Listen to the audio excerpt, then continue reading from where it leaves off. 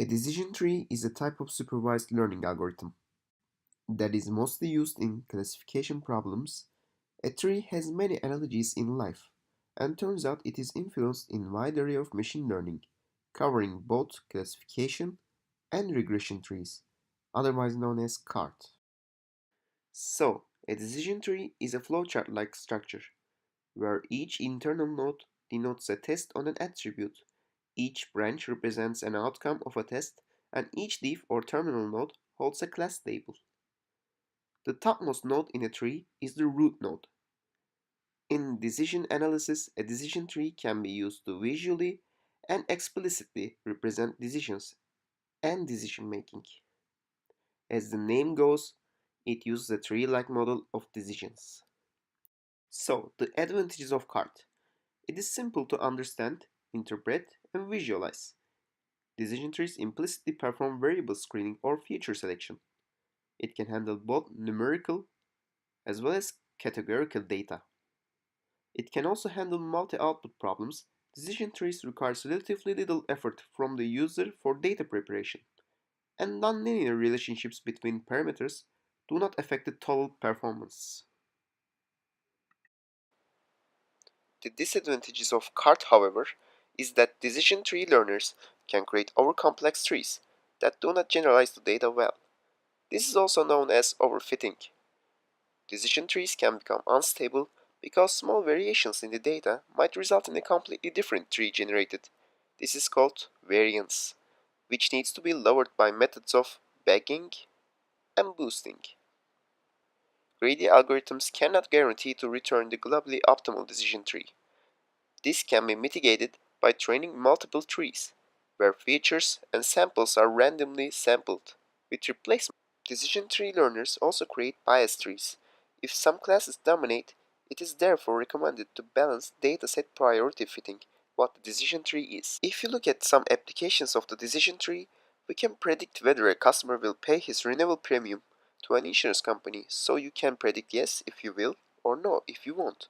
To predict that file statistics, we use the data of if male or female as well as age, what are the chances of survival. You can use it needed to determine if a person is male or female, based on the height and weight. Also, you can use it to determine the price of a home based on how many rooms as well as the floor size. A decision tree is a drawn upside down, where its root at the top. So, in image, let's look at the primary differences and similarities between classification and regression trees.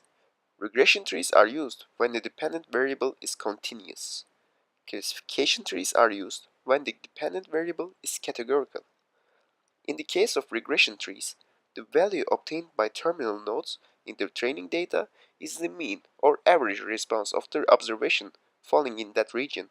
Thus, if an unseen data observation falls in that region, will make its position with a mean value. In the case of classification tree, the value or class obtained by the terminal node in the training data is the mode of observation falling in that region.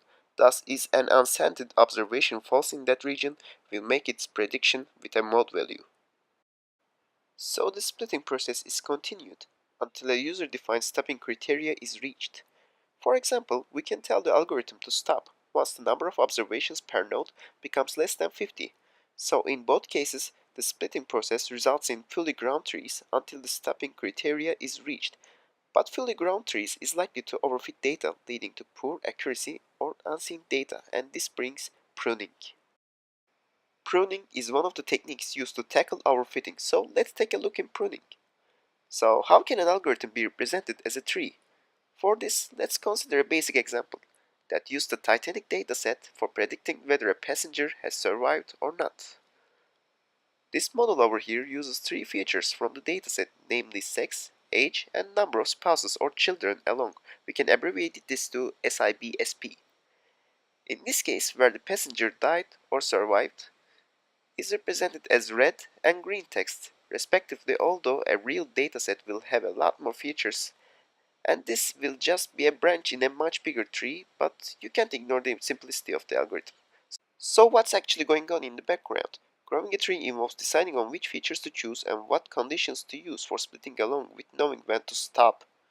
As a tree generally grows arbitrarily, You need to trim it down for it to look beautiful, so let's start with combing techniques used for splitting. So how does a tree decide where to split? So the decision for making strategic splits heavily affects a tree's accuracy. The decision criteria is different for classification and regression trees. Decision trees use multiple algorithms. They decide to split a node in two or more subnodes. The creation of subnodes increases homogeneity of resultant subnodes. In other words, we can group our data in regions based on data that have similar traits. Decision tree splits the nodes on all available variables and then selects the split which results in the most homogeneous subnodes. Most ethical split example shown in this video. The algorithm selection is also based on the type of target variables. So let's look at the four most commonly used algorithms in decision trees. 1. Geary index. 2. Chi-squared. 3. Information gain. 4. Reduction in variance. So we will not go into detail on these algorithms as some involves quite a lot of math and most of the hard work is done within Python libraries. Let's gain an intuition on how splitting the data would work if we split manually. So while we have arbitrarily generated data, we have x1 and x2, which are our independent variables. If you have to look at this data, we can split it into 5 regions. So we can draw a line here at x1 equals 20, as well as x2 equals 50, and then another one over here at x1 equals 25, and then a last plot over here between x2 equals 30. So we have regions R1, R2, R3, R4, and R5. And we do this empirically. The elements I mentioned earlier will do this for you now.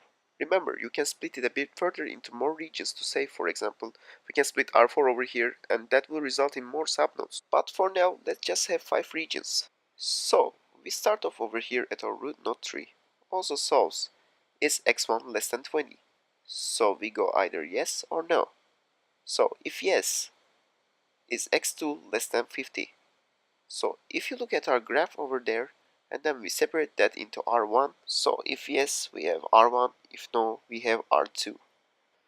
Then we go to our other branch, and we ask, is x1 less than 25? So we look at if x is less than 25. If yes, then it's R3. If no, then we ask ourselves, is x1 is bigger than 30? Then if yes, you got R5, and if no, we got R4. So as you can see, that is really simple. So this is all the basics you get on par with decision tree learning. Decision trees are also very useful when you use it with other advanced machine learning algorithms like random forests and boosting.